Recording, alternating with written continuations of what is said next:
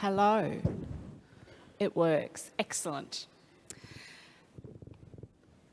All right. Hello, everyone. Lovely to have you join us for this next session on the program, which is all about governing bodies, hearing the voice of people in their care.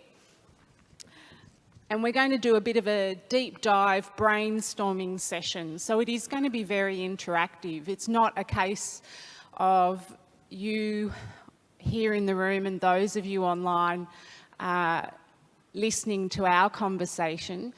But what I'm keen, and both James and Tracey, who are joining me here on the stage, and I'll do a bit of an introduction in a moment, where the three of us are collectively keen in that you are actively participating in this conversation, because I'd like to use it as a bit of a big time brainstorming session. None of us actually have the answers, but together, drawing on the collective intelligence we've got in the room and your experiences, I think we might be able to come up with some great ideas for how we go about this in our day-to-day. So my name is Louise Macleod, and I'm the Complaints Commissioner at the Aged Care Quality and Safety Commission. A warm welcome to my colleagues here on the stage. I've got James Carey, who is a member of the Council of Elders with lived experience, and Tracey Burton, Chief Executive Officer at Uniting New South Wales and ACT. Now, James has had a long career as an accountant and also as a general manager, and he now lives in a residential care home. Jim is a volunteer in that home, and he also assists other residents with digital connectivity. Jim wants to ensure that older Australians can stay connected with their loved ones and engage actively in the digital world. Jim also has a passion for aged care advocacy, and that started when he began caring for his wife and navigating the home support system. Having now lived in 3 aged care homes, he brings insight into the life of living in an aged care home, and he shares that with the Council of Elders and directly to the Minister. Jim wants all older people to have a say as aged care is reformed. Tracey, as the CEO of Uniting New South Wales and ACT, which is one of the largest providers of residential aged care, home, retirement living and affordable housing for seniors, as well as providing a diverse range of community services for children, young people and families, so across the spectrum. Tracey has more than 30 years of experience in the Australian health and community services sector, including leadership roles in public and private hospitals and within the Catholic health sector across New South Wales, Queensland and Victoria. In addition to her executive management roles, Tracey serves as a board member for the Foyer Foundation and for Uniting Care Australia. So, 2 experts with me here on the on the stage with lots of lived experience, but that's not to say that we don't have the lived experience and collective intelligence in the room. All right, now before we begin, I'd like to do a bit of housekeeping. So once again, you've all got your conference apps and you have that opportunity to ask questions of us, but they're also going to be questions of yourselves.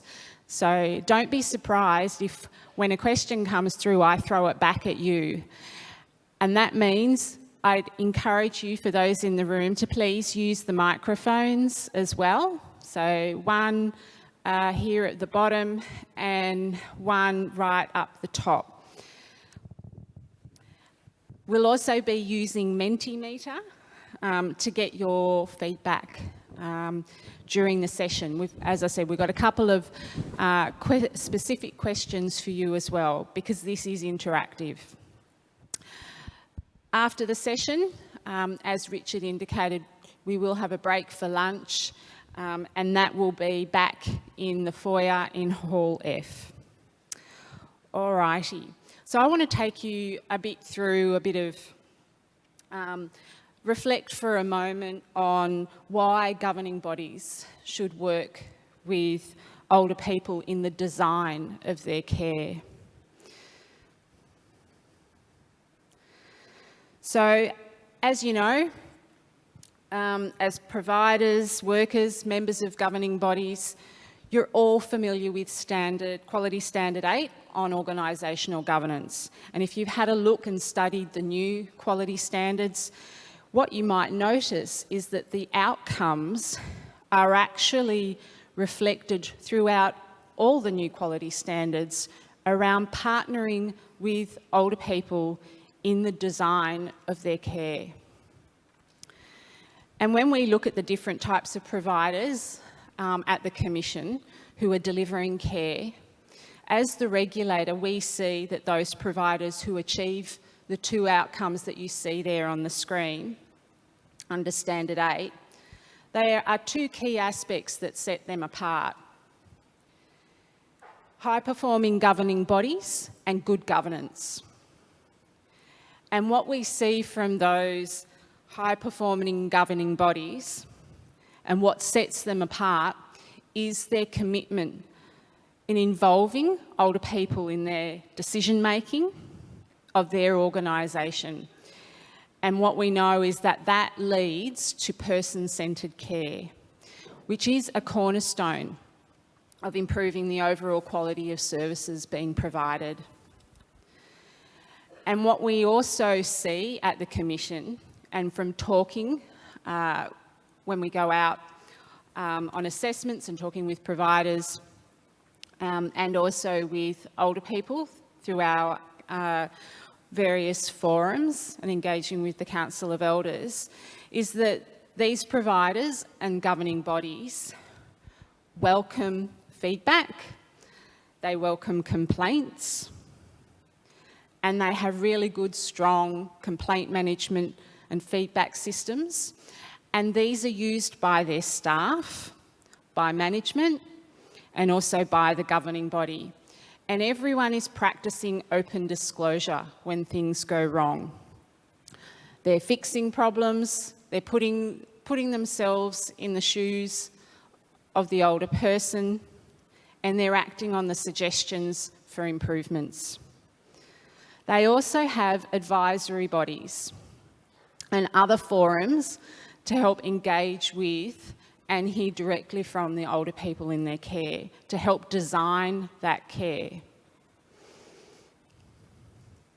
So, what do we expect from providers all the time is that genuine partnership with older people that respects their rights. And we heard a lot about that this morning already in the conversation Janet had with Pat and Carey. And we're going to explore a bit more about that today. And it's all about reaching for that high quality care that is co-designed with the older person. And it's that constant improvement. So it's these insights that we've learnt from looking at the data that comes in to the Commission through all the various reporting, and also our engagement with providers through the complaints and serious incidents. And it's these insights that we've learned that led to the requirement for all providers and their governing bodies to offer older people in their care the opportunity to set up consumer advisory bodies in particular. Now, this responsibility commenced on the 1st of December 2023 for existing providers, and on the day for new providers when they were approved to enter aged care. And the requirement means that even if providers already have a consumer advisory body or bodies, some already have multiple, providers must formally approach the people in their care at least once every 12 months to offer to either revise or improve their current advisory body arrangements. And this ensures that any changes in the care and services being provided, or how the advisory body membership is comprised, or the needs of members on the advisory body are considered and addressed at least annually. But what we've been hearing in our engagement with providers and also with consumers is that setting up consumer advisory bodies is proving to be a little bit tricky. And it requires innovation and creativity. Hence why I want to draw on the collective experience of all of you in the room, because there is no one size that fits all with advisory bodies, and that's where I hope Tracey and Jim can help us out and challenge us a bit in that thinking and that creativity. So when set up and working properly, what we're aiming for are that consumer advisory bodies are providing really valuable feedback to management and to your governing body about the quality of care and the services that those in your care are receiving. You can have multiple advisory bodies or one. It can represent different interests of those in your care, such as an advisory body on food and dining, or an advisory body on activities and programs. There's actually no limit. Now, a quick straw poll. So, access Mentimeter via your app. How many of you have actually set up a consumer advisory body? You've got the option there of not quite yet, still working on it. Yep, we've got 1, 2, or actually we've gone way out and we've got 3 or more.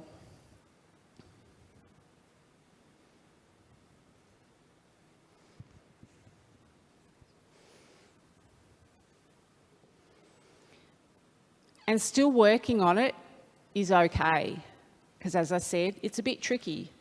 And we've heard that, so hence why we want to have a chat about it today.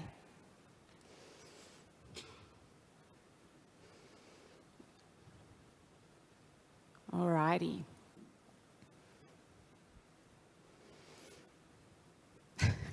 I love the thumbs up. That's awesome. I didn't realise you could do that. All right, good stuff. Okay. So let's begin brainstorming together. So how do you go about setting up and operating a consumer advisory body? We are all learning and we're testing out and trying new things. And as I said, we don't think the same approach is going to work for everybody. But what we've done at the Commission is come up with a couple of, I suppose, foundational things in our guidance on consumer advisory bodies that we think might be worth following. But I'm really keen to get feedback on that, and there'll be an opportunity at the end of the session for you to tell me what further support and guidance and assistance you might need.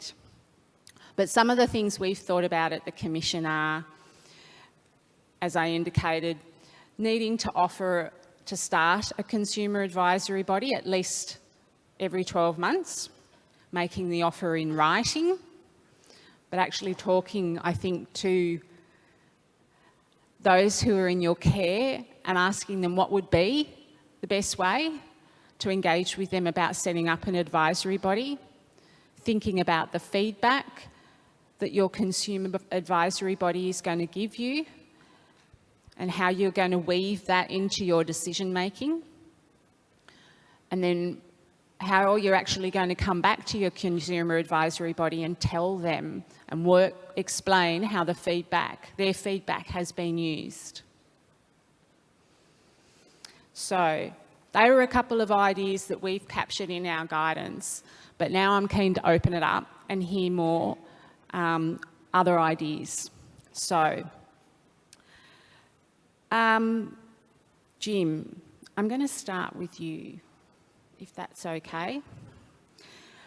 You're on the Council of Elders. Can you talk a bit, explain to us what that role involves? The Council of Elders is a group of 14 people drawn together by the department to advise the Minister in all sorts of ways on what living in aged care really means. I'm the only member of that council who actually lives in an aged care residence, and I feel that because of that I can probably contribute in a way that people who don't have that experience aren't able to.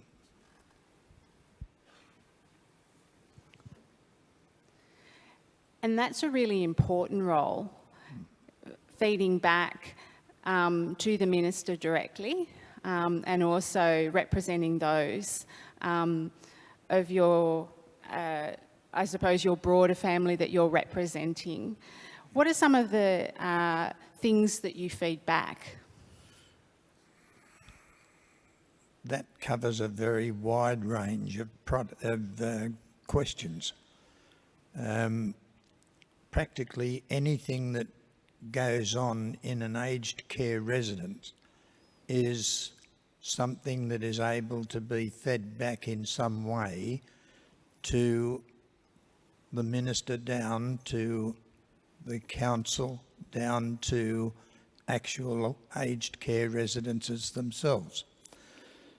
We've heard a lot this morning about the rights of residents, the rights of staff. We've heard a lot about the clinical structure of an aged care residence. We haven't heard anything at all about what I believe is probably the most important aspect of every aged care residence, and that is its creation of a family atmosphere. Who's responsible for doing that? In every aged care residence, the chief is the facility manager, and as such, they accept the responsibility of creating a family atmosphere in that home. Only when the family atmosphere has been created will you get residents being happy to be there. I think we need to beware of establishing an aged care system that is super clinical in one way and lacking in another, in the sense that it doesn't have a family atmosphere. An aged care residence is no different to a family home. In a family home, you might have mum and dad and a couple of kids, and sometimes those families of four can't get along with each other. How much less? I live in an aged care residence with 74 other people. Do we all get along? Not likely. There are very severe differences in many aspects of many people. But when one considers the responsibility of the facility manager, the drawing together of those 75 residents to create a family atmosphere is the very crucial point of their being happy to live in that residence. I can assure you I'm very happy. The residence in which I live is one that encourages residents to participate in the general operation of the home. We've talked this morning, for instance, about the I've forgotten, advisory body. Now, in the home in which I live, we don't need to do that. Our facility manager, for as long as I've been in this particular home, has an advisory body every Monday morning at 10:30. It's simply called the Home Forum. And at this forum, the facility manager invites feedback from every resident who is interested in making any. And that feedback can be very, very widely dispersed. Through all of that sort of feedback and through the encouragement provided by the facility manager, people have the feeling that not only are they living in an aged care residence, but they're living in a place that listens to what they may have as complaints and what the facility manager will offer to do to try and overcome any problems created by those complaints. And there are some. Some people are born to whinge. We get them doing all sorts of funny things. At one recent forum, one of our residents complained bitterly because there was too much red wine juice poured on her lamb shanks. I didn't fancy being the facility manager to answer that question. But nevertheless, that particular resident was treated with respect, and the facility manager said that she would discuss with the chef about the amount of red wine juice that he was pouring onto our lamb shanks, which seemed to create quite a favourable outcome. Some of the complaints that you get would curl your hair, but this forum inevitably lasts for an hour to an hour and a half, and every person who wants to talk is given the opportunity to talk. And in that way, we all feel that we are part of this home.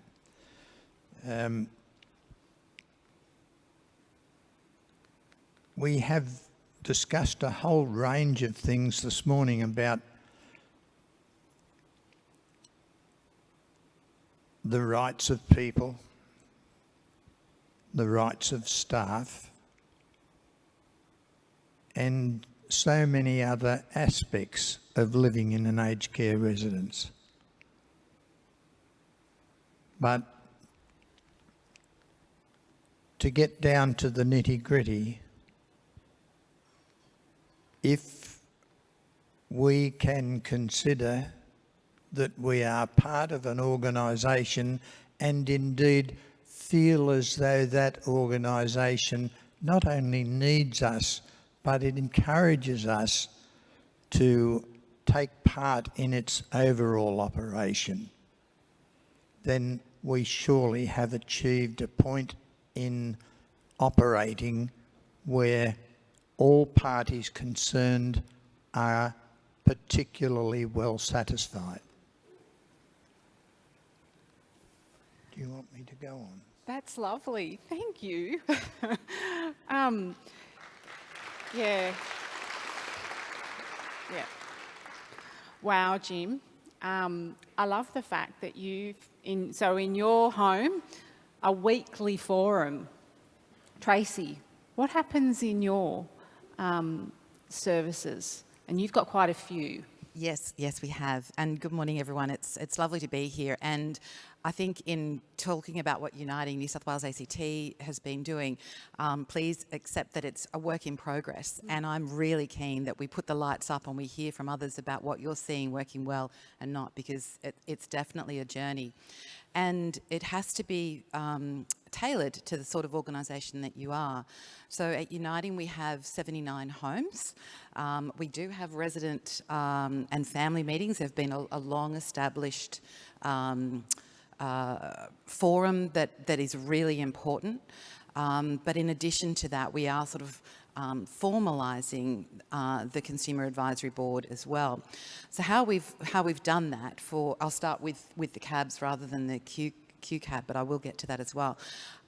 We have 8 regions.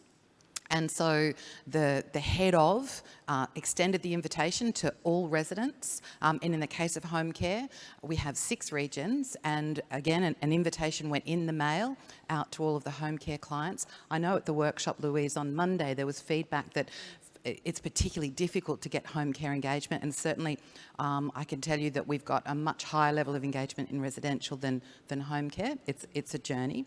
So the 8 regions gathered, and I wondered about, well, how relevant would that be? Because as Jim has just articulated, people's experience is actually about their home, where they live. And so I was sort of quizzing the team about, is that useful?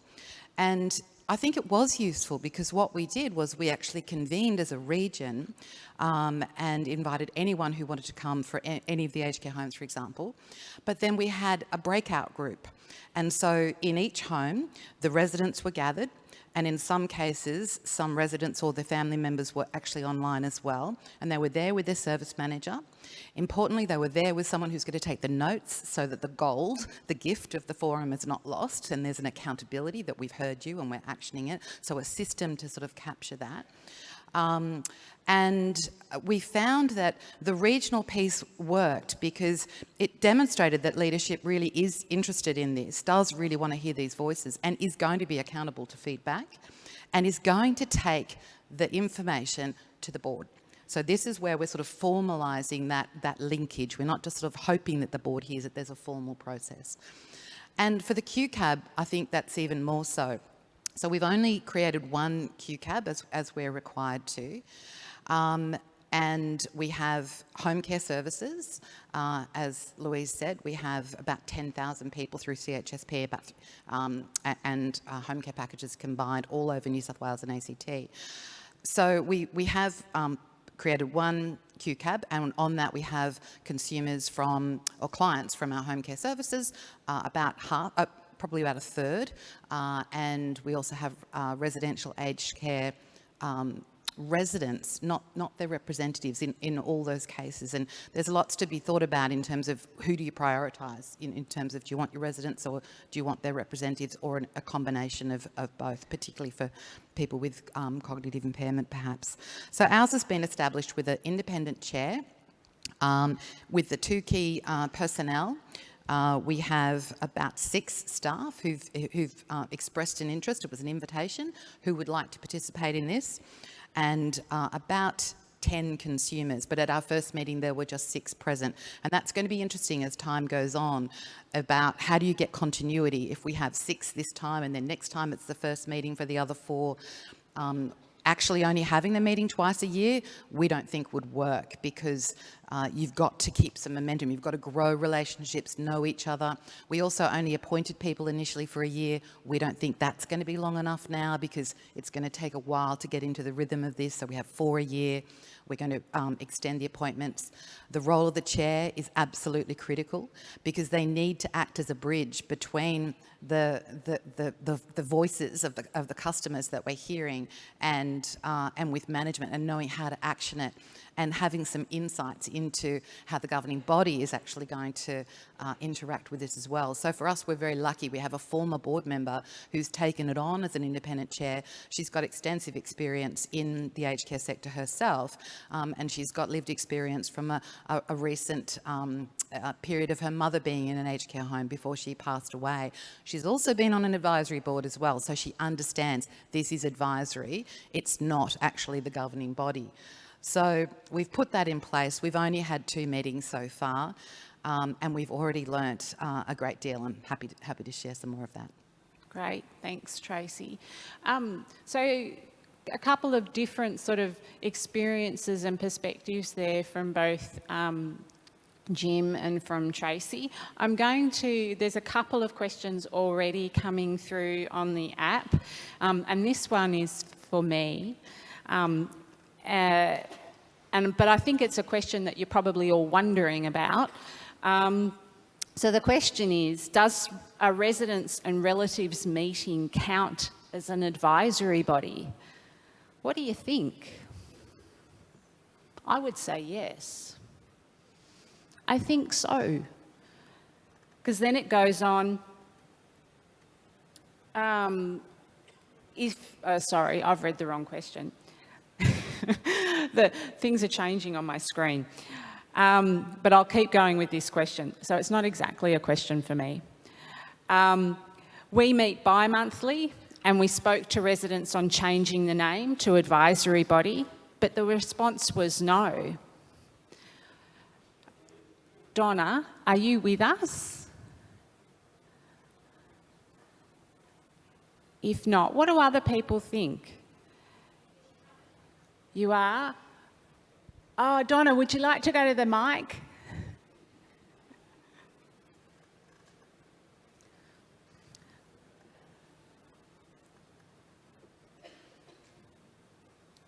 Good on you, thank you. So what did your residents tell you when you said, let's do something different? I think sometimes it's the terminology. It was like when the new standards we're currently working with first came in and we put it to them, they didn't like the word consumer. It's a very sterile word.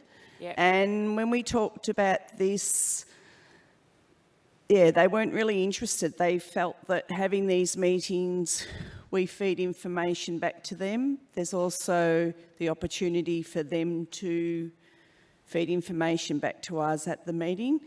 We have good processes and feedback forms that they can fill in any time. So I think some of them saw about it making something we had a bit more complicated than it needed to be. Again, getting back to what Jim was saying, we're trying to create a family environment, but we're bringing in lots of these terminology that a lot of the residents don't relate to. What do you think, Jim? I think that's a very true statement. When people go to live in aged care residences, there's not a lot of interest in rights and all the rest of the clinical stuff that sometimes creeps in to the operation itself. The basic expectation of all people wanting to live in aged care residences is, will I like being there? I'm leaving my home where I've been an integral part of any decision making. Will I be listened to when I go to another place?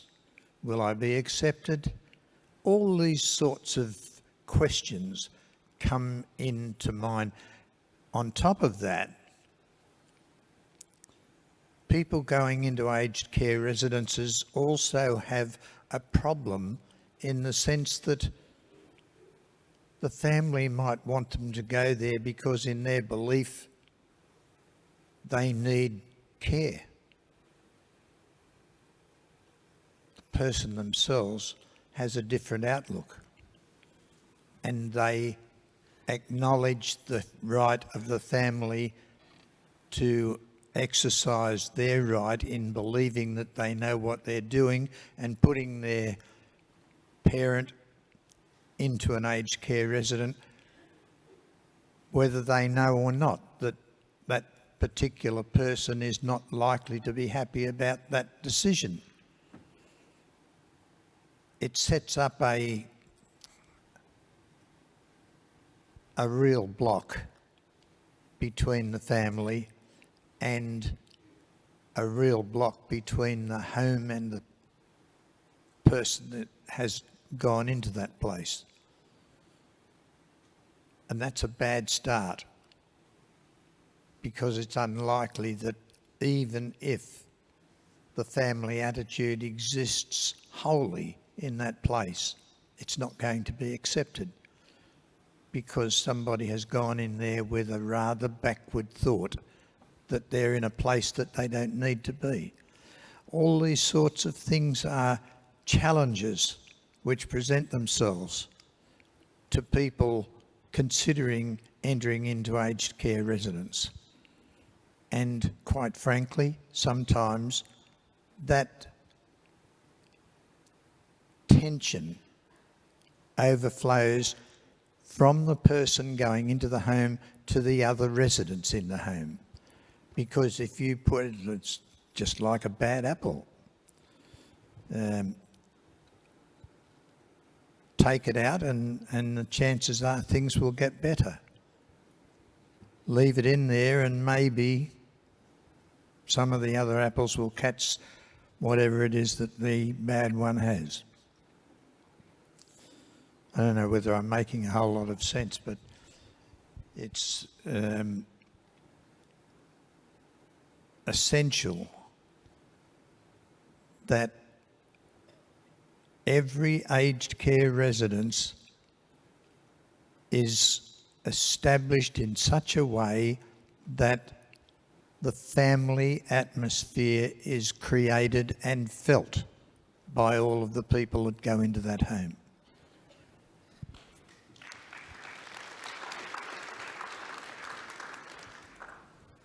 So I think what I heard there, Jim, is that it's right from the get-go, and it's what happens from the beginning, and recognising and understanding how someone feels when they first come into the family home that has now been created, or that home that is already in existence with all the other residents, and how then you work as a family to either welcome that person and support them to make that transition.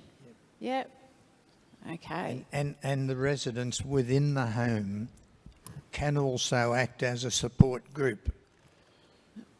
If you look at someone and you feel sorry that there are circumstances which make it difficult for them to become settled, you can help them, and indeed that's part of the need for everybody to get along with each other.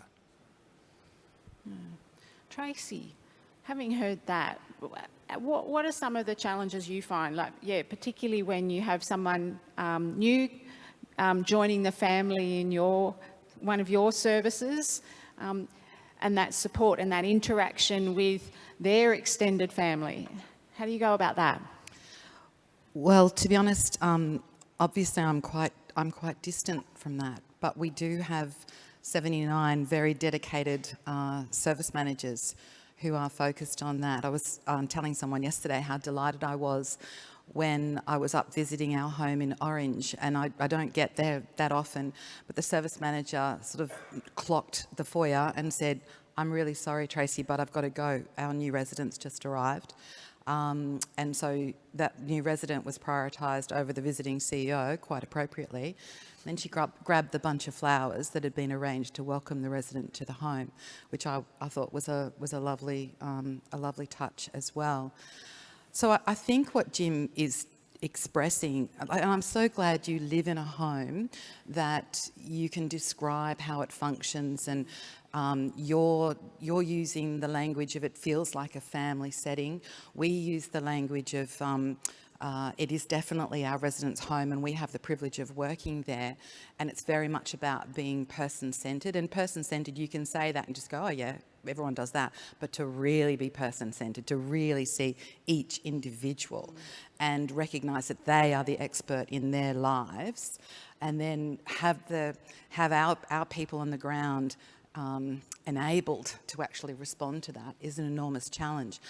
And I think what the regulation is about, in terms of putting what you could see as being unnecessary bureaucracy and that sort of clinical focus, but I think what the regulation is intended to do is to make sure that your experience is systematised and everyone's experience, and we just sort of can't leave that to itself. So our governing body, our board, has got this obligation of actually finding out, well, how is it in each one of those 79 homes? What is the experience? And so you do need a process to make sure that it does bubble up, because that's a key board responsibility. And that's what I think the intention of the Quality Care Advisory Body and the CABs is all the Consumer Advisory Body is all about. But I think if we look at the guidelines, just back to the question, I think we're allowed to call them whatever we like. It's about making sure the intent actually lands. So I think it's great that you've asked your residents, and it's great that they've said no. And my understanding is that the Commission will absolutely accept that. Yep, we sure will. Because I think it is, while these came in on the 1st of December, we are hearing that it's tricky. And so we're all learning together on this. And it might be that, one of the things I'm very keen to do is work to identify where there is good practice out there in respect of consumer advisory bodies, and share and celebrate that. Now, whether that happens through our guidance material or case studies and things like that. But just hearing already, there are 3 great examples that we've heard so far of different approaches to a consumer advisory body, or at least putting aside that name, actually hearing from the people in your care and helping them to co-design with you and make decisions around how their care is received and experienced. So I'm going to, Tracey, you touched there on engaging with your board. We've got a great question here, and I am going to sort of throw this open because I'd be keen to hear from others what your experience is and maybe what you've done. So the question is, can you please advise of some ways to engage the silent majority with board interaction? They only hear from the resident advocacy group and read the minutes of the residents and family meetings. They work and they can't be at the facility during the days. So how do you actually get your governing body engaged? Tracey? It's something that we've been sort of trying to find effective ways for the board to meet its obligations to hear the voice of the customer for a long time. It's something that Uniting's board actually takes very seriously. After the real intensity of COVID, and with the fire hose of change with the reforms, our board I think detected that we were a bit distracted and we really didn't have enough focus on hearing the voice of the customer. So probably 18 months ago, a subgroup of the board actually created a working party. They're like, okay, we keep asking you guys about this, well now we're going to lean in a bit and make sure our expectations of systematically hearing the voice of the customer and systematically factoring that in to our service design, to our procedures, is something that they want. And so the outcome of that work is that we have a framework for the voice of customer. And it has to sort of have a number of different mechanisms that feed into it. No one thing is actually going to hear the silent majority. So if it's about food, well, you know, let's have some focus groups. And of course the board wouldn't come to something like that, but they will want to know that it's happening and they will want to know the outcomes of it. We're very optimistic that the formalisation of what has been the well-established resident and family meetings into the cabs and into the QCAB actually will be something that's sort of going to help us in this journey as an additional item. But of course, you know, we do the NPS scores, processes, surveys, the focus groups. Our board takes complaints and a great deal of interest in complaints and the appropriate resolution of complaints. It never comes off the list until they're confident it's dealt with. So it's sort of like, it's no one thing. It's going to be a whole array of things, I think, to make sure that the voice of the customer actually lands in our practice. Yeah. And our culture. Yep. Importantly, our culture.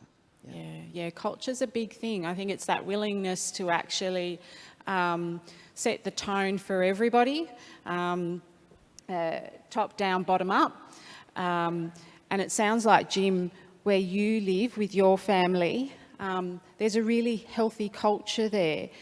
I know from chatting with you before today, you have special guests that come to your forums and other set times to engage with you and the other members of your family in the residence.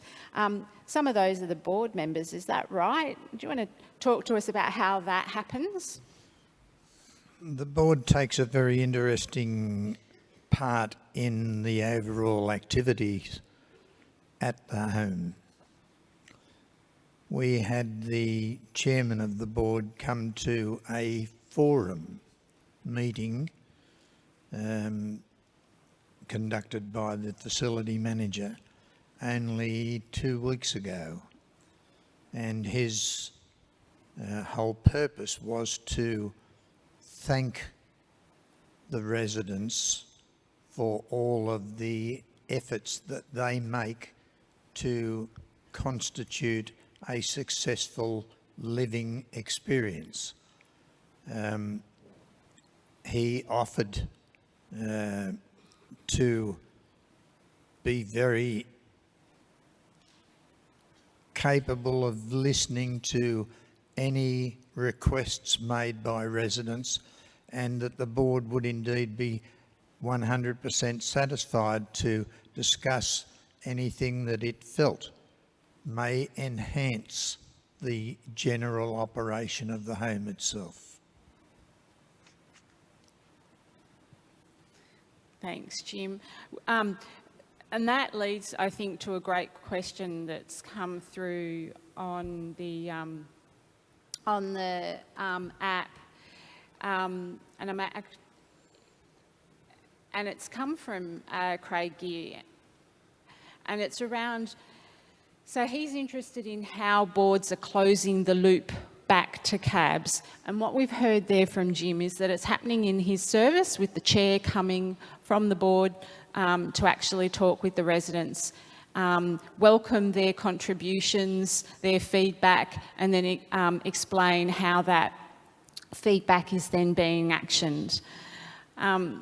So Craig's observation is the key will be showing we're taking action and not just listening in order to continue to build trust. So how has your cab and your facility managers who are in the room, how are you doing that sort of feedback loop? How are you engaging with your the people in your care and coming back to them and telling them what has changed or what's been done differently, what's been improved based on the feedback from your residents? Anyone care to share your experience?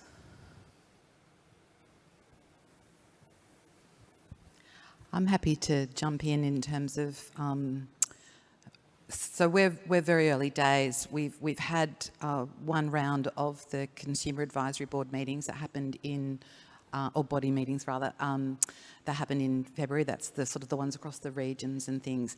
And we're still trying to figure out how to take all that feedback and synthesise it in a way that it will be meaningful for the board to be able to action it. So that's challenge number one.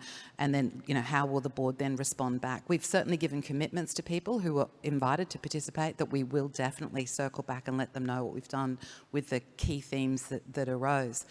With the Quality Care Advisory body, which is sort of a bit more formalised. We've had 2 meetings, and just last week the first report from that body went to the board, and the board was very explicit in terms of saying, let's see what the key issues were that came out of it, what's management's response to that, and now what is the board as the governing body's response to that. And the chair of our seniors committee, who's our deputy chair of the board, is actually going to attend the next meeting of the QCAP so that she can actually give some feedback in person as well, in terms of reflecting on the board discussion that happened.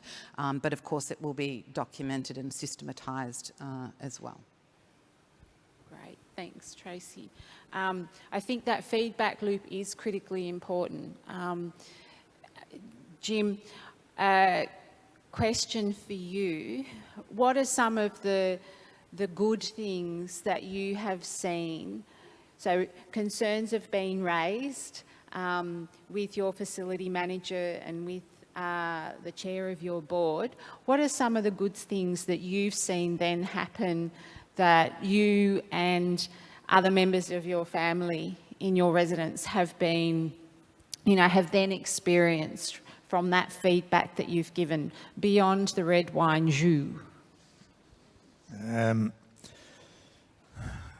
There's a number of things that have come out of those sorts of engagements.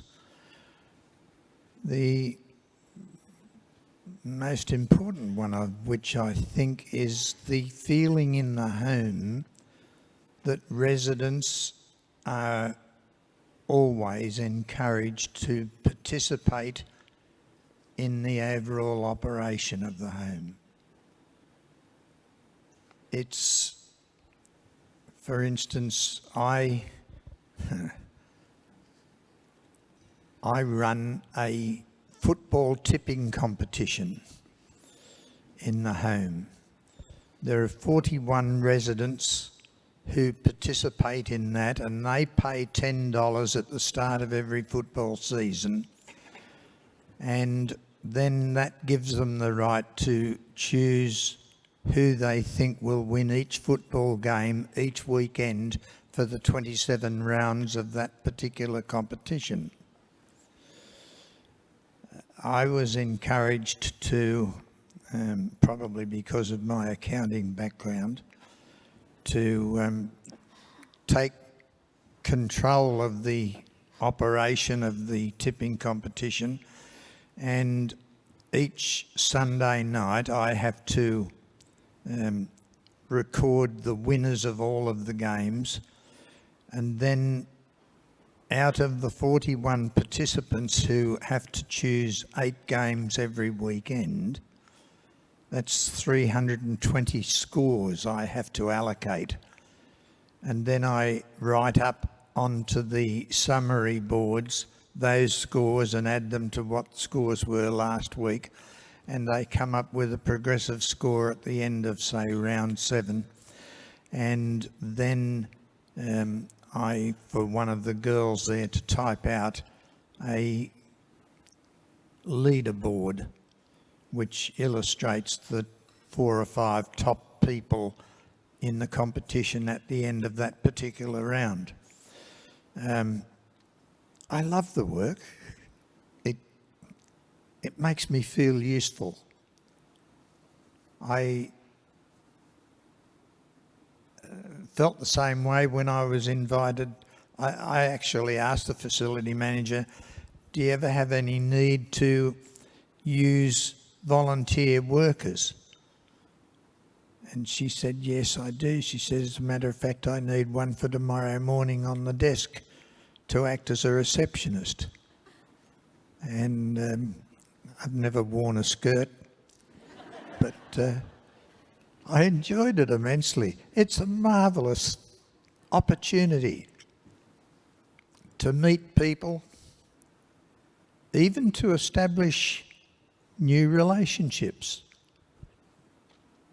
We had one lady who had a husband that was dying, and frequently she would come out of the room in a very sad way, and I knew that things weren't going so well. And I offered a few words of condolence, and we established quite a nice relationship, so much so that when Keith died, Jill asked me to do his funeral, which I was happy to. I'd never done one before, but I was very happy to do it, and as it turned out, it went quite well. But those sort of relationships mean so much, and they contribute so much to you feeling that, okay, you might be an old coot in an aged care residence, but at least you're useful for something. And that's a wonderful feeling. You get a great buzz out of just feeling to be acknowledged. And I can recommend it to anybody. Ask your facility manager, do they have any volunteer jobs? Pay's terrible, but it's a whole lot of fun, and it keeps you active. I'm 94 years old, and I feel fairly satisfied that I've managed to retain a reasonable degree of activity in the old brain, and I hope that I will continue to do that. And if anybody in the home can figure something else for me to do, I'll tackle that too.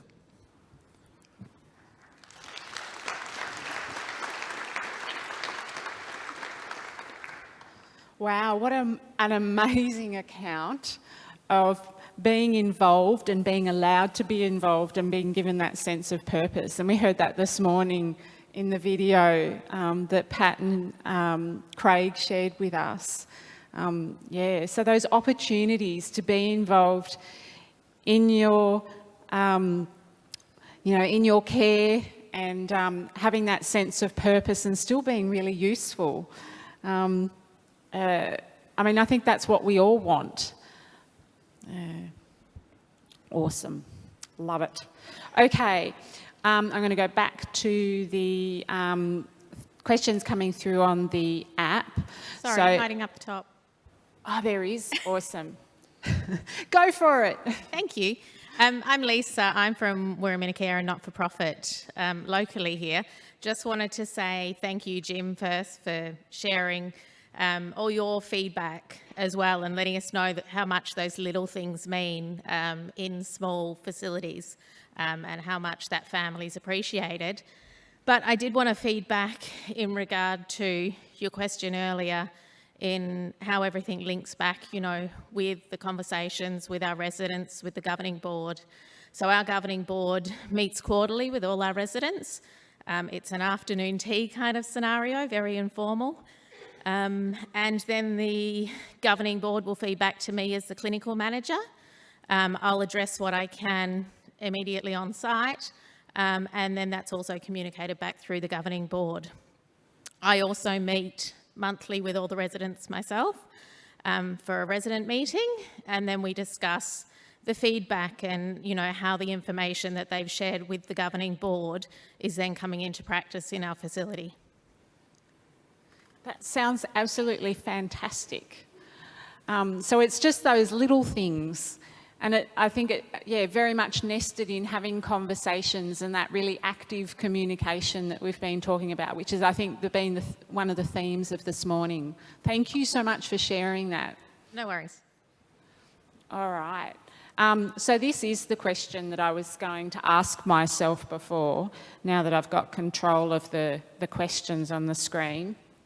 I know that Jim actually, in my introduction, does a lot digitally, so I might need Jim. You're going to need to give me some lessons afterwards, okay?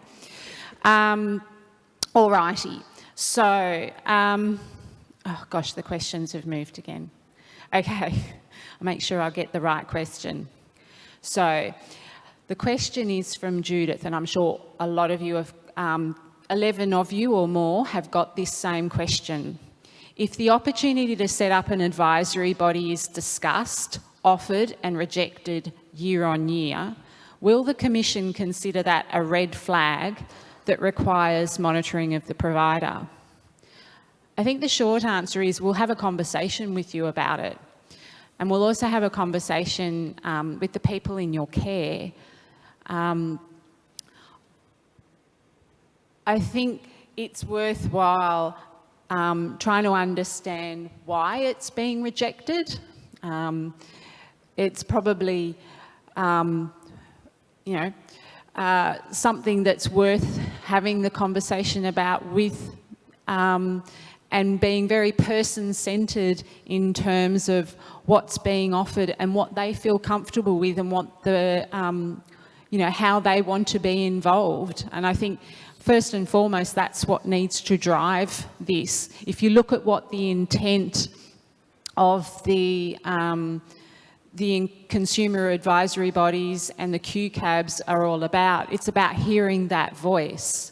So if there are other things that you can point to and that your residents and those in your care can tell us about in terms of how you are engaging with them and involving them in the design and shape of their care, then I think you've achieved the intent and the spirit of that, that requirement. Thoughts from Tracey on that one? Have you had that experience in terms of when you're setting up, thanks but no thanks, or how you've actually gone about setting up, making that invitation? Yeah, as I mentioned at the start, with home care, we recognise that just writing a letter and briefing the managers wasn't enough. In hindsight, we could have, I think, briefed the care staff who are out to say, hey, listen, your clients have just received this letter and this is why we'd love them to come, because we got less than 1% of our home care clients participate in that first round of CAB. In residential aged care, it was far stronger. It was over 11% of all of our residents. We had over 800 people participate in those different 8 regional forums. Majority were resident voices directly. About 120 were people who were representatives. And I think that's because it built on that sort of known practice of the service manager having the family and resident meetings. I think critical to it is going to be making sure, as you set it up, that it's really fit for purpose through the lens and the needs and the wants of the clients and the customers. So you can't set it up and prepare these meetings like you would normally any others. So, for example, in our first quality care advisory body meeting, we got roasted pretty much for the data that we provided. We used the guidelines and we gave them the clinical indicators and benchmarked how Uniting goes relative to the industry and things, but it was virtually meaningless to them because we'd done it in our speak, not their speak. So we're going to do things like, for example, if we've got a report to the QCAB that needs to be unpacked, we're probably going to make a little mini video of it rather than just send the graphic. So it's just about making sure that you're establishing these, that they are in the context and the needs and desires of the people that we're trying to hear from.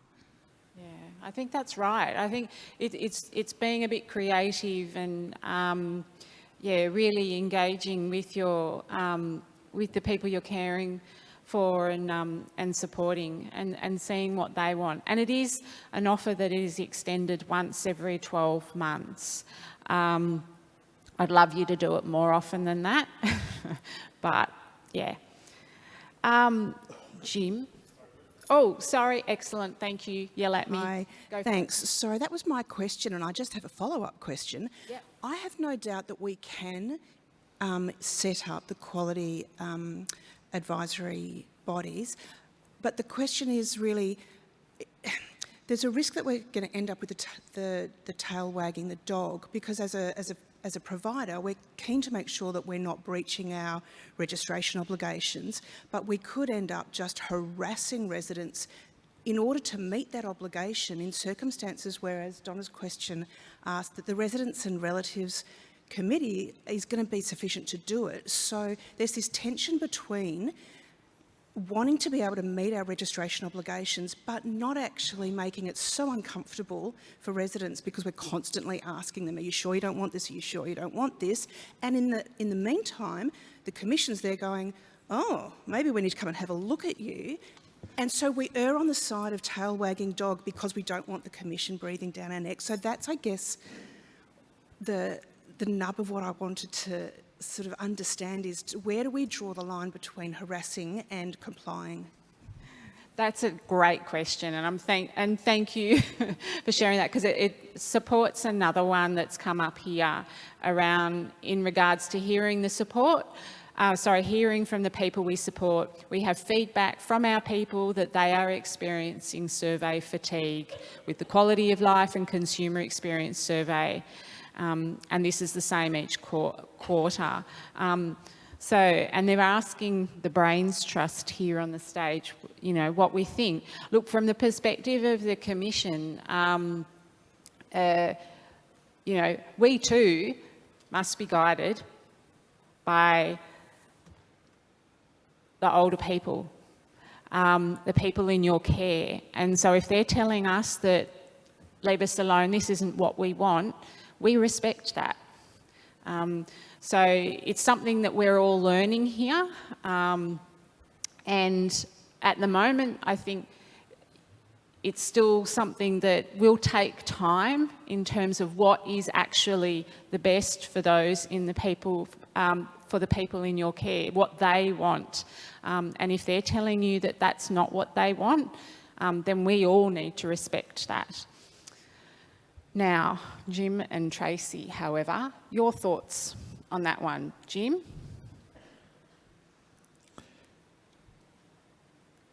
I can understand the tentativeness of the provider in the belief that maybe they're harassing the residents. I find it hard to understand the attitude of the residents, and I'm wondering whether the case for the creation of a body has been put in a fair dinkum way. If you consider the formal type of body being put together as distinct from, say, what we have in the sense of a forum where people are invited to talk about things that may need improvement, things that will provide a better home in which to live, then you're asking people to take a positive attitude in something that can only benefit them. And obviously their reaction to such a request would probably be much better than one where maybe they've been overemphasised with surveys and one thing and another that gives them the feeling that again, we're getting to a too clinical stage. Craig? Yeah, Jim stole the thunder, I think. That's great words, Jim. Thanks. It's Craig here. But one of the things, I agree with the questioner who about, are we doing this to tick a box? There's no point us changing a procedure. There's no point us doing this just for compliance unless it's making a difference in someone's life. So it comes down to one of the things when this came out, one of our feedbacks and what we heard from older people we talked about is you do need to ask us why we're saying no, because there might be, as Jim was saying, it might be how it's structured, it might be the time. I think recently when I was inviting one of our reference group members to come to our team days and thought she was really keen. And she said, but you said in your invite, I can only come at this time, and I had to fly on the morning of the day and I can't actually get to the airport. So that's why I got a no. So it's unpacking. And I think that's, as an older person's advisory advocacy network, we're wanting to see the provider say, hey, we worked through this, and people just said, I'm too busy. I've got other things to do, and that's why I don't want to do it, as opposed to we sent out the letter and we didn't receive anything back. So that would be the evidence, and we would back anyone that said, we asked, we're respecting people's wishes and preferences. That's not something for being pinged for by the regulator if they've done that work to find out why. Thanks. Thank you. Thank you. Hi, I'm Tanya from Uniting as well. And Jim, I had a question for you. When we form these advisory bodies, I think it's an amazing opportunity to harvest the knowledge of hundreds of years of experience in the room. So just turning it on its head a little bit and trying to be a bit innovative and copying a little bit from the hospital sector, where they have advisory councils. What about if we were to pitch ideas to you that would obviously impact how people live and how they receive care, and then get your information back? Because the way it sort of seems at the moment, and the way it was pretty much roasted in that meeting, was that we're asking the consumers to generate, older people to generate ideas all the time and generate this. I think that's really valuable. But I would like to turn it on its head and say, what do you think of this? Do you think that would be too confronting or useful, or I'm just interested in your views? Anything that enhances the lifestyle of people in aged residence is useful.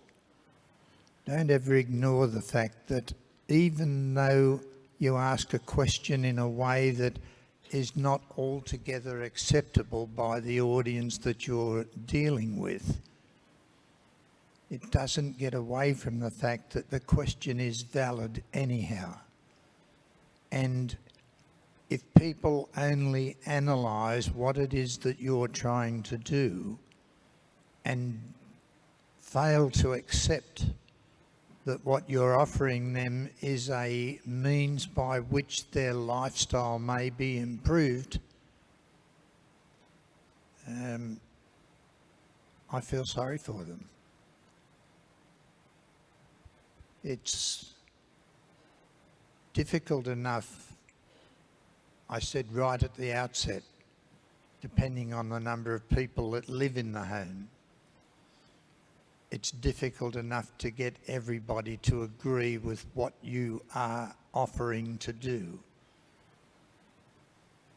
But it always comes down to how many have accepted what you're offering and appear to be keen to implement it.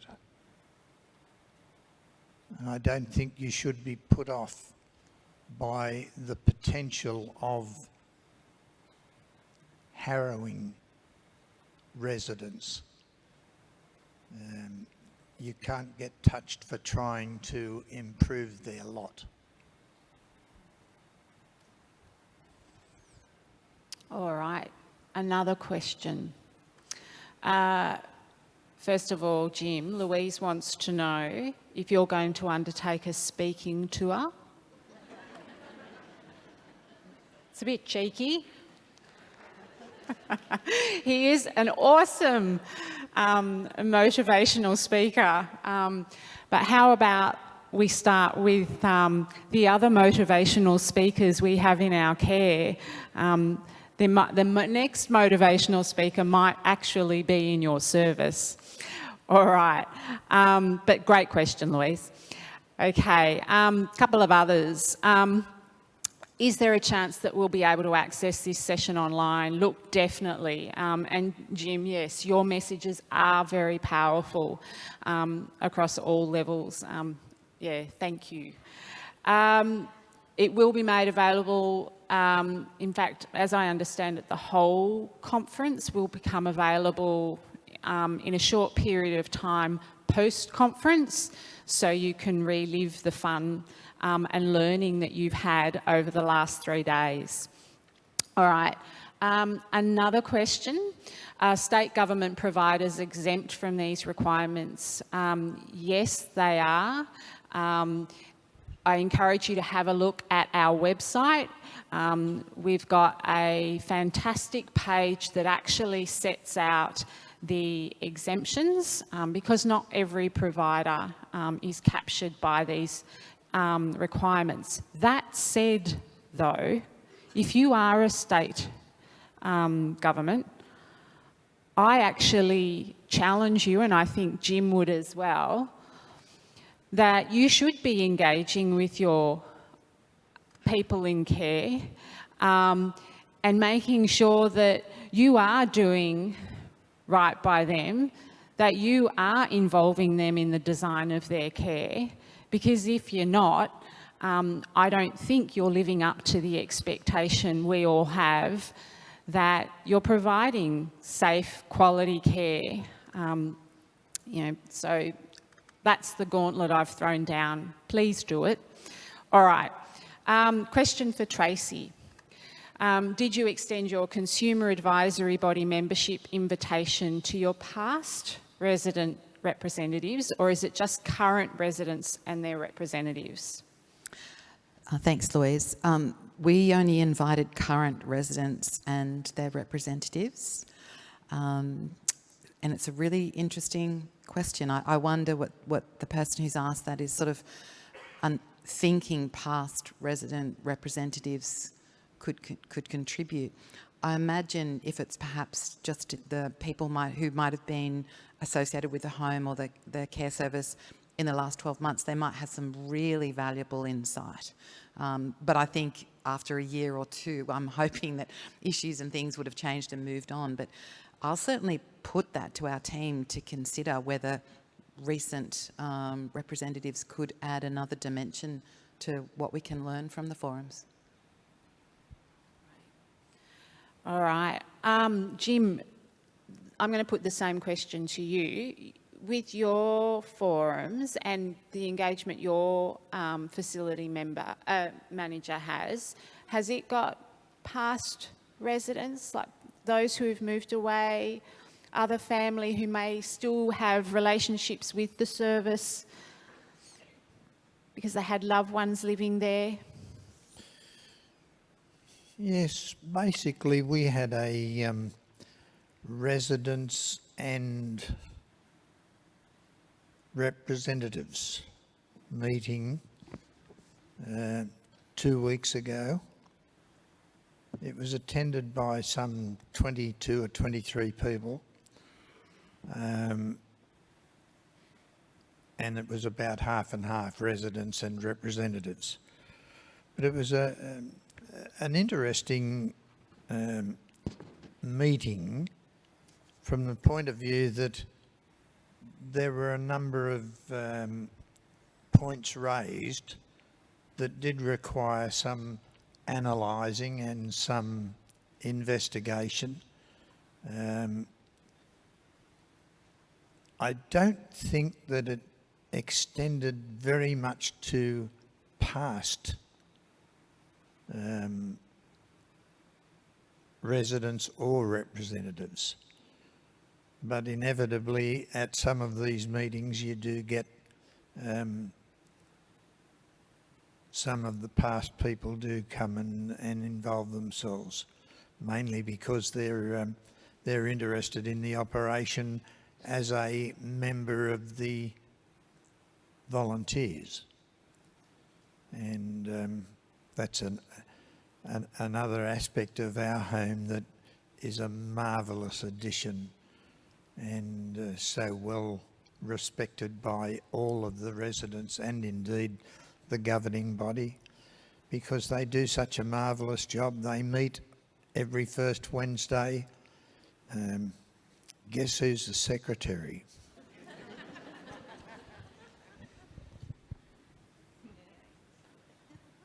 Is that because they want to keep you out of mischief? All right. I know from my own family experience, so my mum and her two sisters, where my grandmother was, where she lived before she died in a small country town in New South Wales. My mum and her two sisters still go back and are active participants, even though my grandmother is no longer there, with that facility. And I think for me, it's really important because it's part of a community. You know, Jim comes from a community.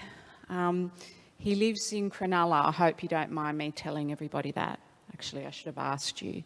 And I've heard a lot when I've been talking with, getting out and about and talking with both providers and with people who are accessing your services, that, you know, they still have a strong sense of community, and their family think about whether or not they want to have their loved ones go into your facility in your community. And it's that reputation and the power of the word of mouth that I really think we need to be very conscious of and challenge and be alive to. Because in that small community where my mum and her sisters live, they are still very active participants in that facility.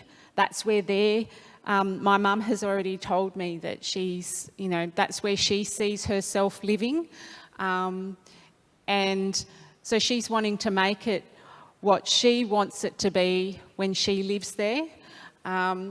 They went about and they built a mailbox because that was what, and it was a super duper mailbox because that was what my grandmother wanted. The mailbox that was there when she lived there wasn't fit for purpose. She wanted a big mailbox that all the residents could go to and access their mail, take a daily walk down to the mailbox. And so I think there is definitely opportunity to involve your broader community and build that goodwill and support as a community in that care. That's my 2 bobs. All right, couple of last questions. So, from Dennis, as this is a new model of residential care delivery and communication and consultation, what does the Brains Trust here consider are the main building blocks to start with in creating the new model? I might flick to Tracey and then go to Jim. I think the really important first building block is a commitment that you are actually going to turn this into something that will have impact in terms of, you know, co-design, responding, changing, fixing. I was just on holidays, luckily, came back last week, and in one of the hotels where we stayed, on the desk there was a thing that said, "Not happy, ? Tell us and we'll fix it." Well, we were severely not happy about something, and after telling 3 people about it and not getting any satisfaction, I can't tell you how much that note, that sort of sign on the desk, really exacerbated my dissatisfaction. So I think the thing is, if we're going to ask our customers what's important, what do we need to change, there has to be a commitment. Now, it can't be a commitment that, yes, if you want this yellow and that one wants it blue, we can't meet everything, but where we can't do it, closing that feedback loop and saying, thanks for your suggestion, but we're not able to enact it at this time because, or we're going to get to it whenever. So that making sure you're really authentic and up for it is, I think, one of the key building blocks.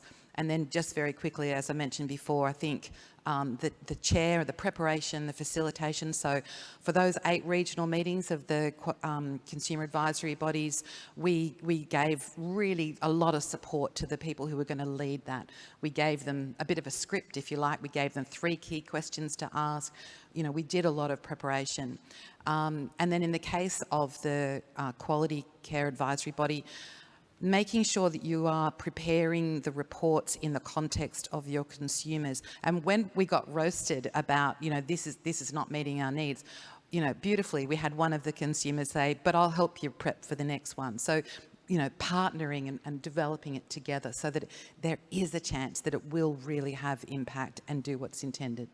Do you have an agenda, or are you going to use an agenda? Because that was something we heard on Monday. I can't remember who it was when we were talking about hearing the voice of older people in that workshop. There were a couple of comments about having an agenda for the engagement can really help. Is that something that you do? Yes, in our cabs, we just asked in the bigger forum. We asked people to tell us what's working well, what's not working well, and if there was a key priority for improvement, what would that be? And then they went into their service-based areas and would have had conversations similar to what Jim has articulated at that local level as the second part of the meeting. I think that, you know, the question before about if we have to keep doing this, you know, the quarterly survey and all of those things, you know, if you actually have to do your QCAB and include in all the data in the agenda, everything that's in the guidelines, we will not meet the expectations of the consumers. But what's going to be interesting to see is how the Commission will respond to that. Will you go on the journey with us and say, well, they were the guidelines, right? But if this is actually what you need in order to get the intent of this fulfilled, will the Commission back us? So I think it sort of goes back to Wendy's point yesterday. Her number 1 rule is do what's right. So do what's going to work for your residents, for your clients, so that you're putting your effort into something that'll actually make a difference, not something that's going to tick a compliance box. Yeah, and I think if we're keen for that feedback, if our guidelines are not actually quite hitting the mark, and I do have a last question for you, which I'm not quite ready for that yet.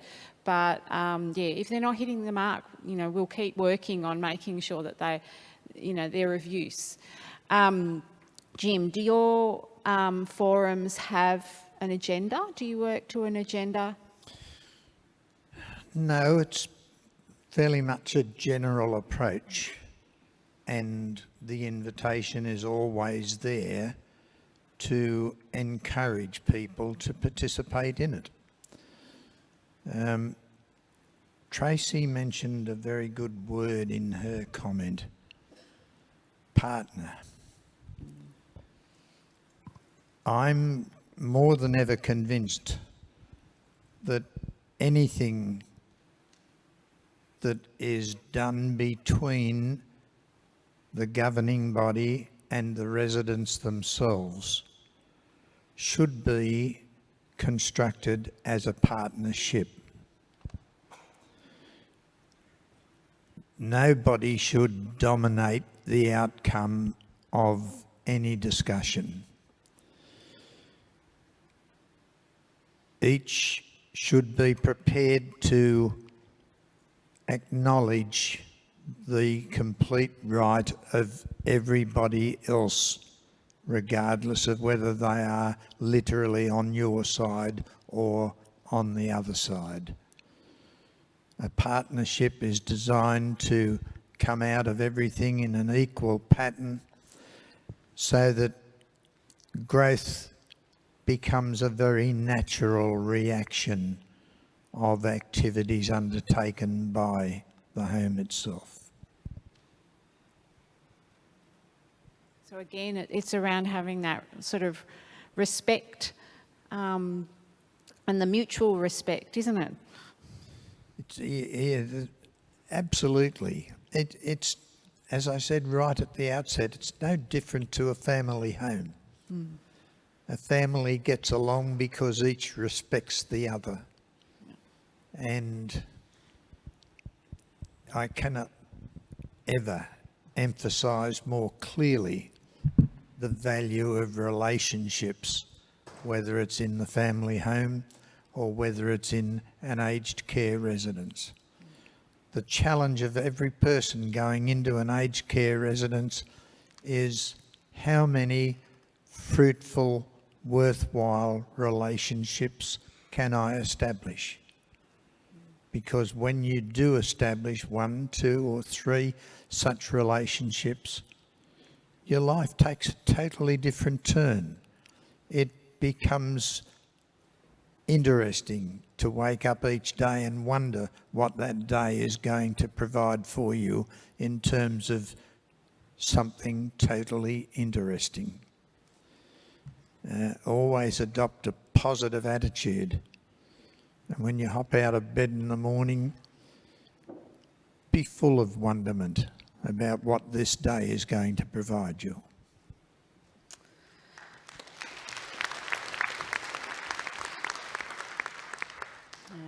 So I grew up, and perhaps you did too, with the mantra of respect your elders and listen to them. They have a wealth of experience, and I think we've been very privileged to have that today with Jim. All right, I have one last question for you, and it's via Mentimeter. As we wrap up, I have to point in the right direction. There we go. So what else would help you as providers to set up advisory bodies or learn more about your governing body's obligations to work with older people? And we've already had some responses go in, but please fire away. Keen to help in whatever way we can. All right, while you're populating that, and that's my to-do list and the to-do list that the Commission will use, I would like to thank Tracey for your time today and your sharing the experiences that you've had at Resthaven. And lastly, Jim, I'd love to thank you too for coming and sharing your infinite wisdom and experience. I think we're all very humbled and we've learnt a lot. Thank you.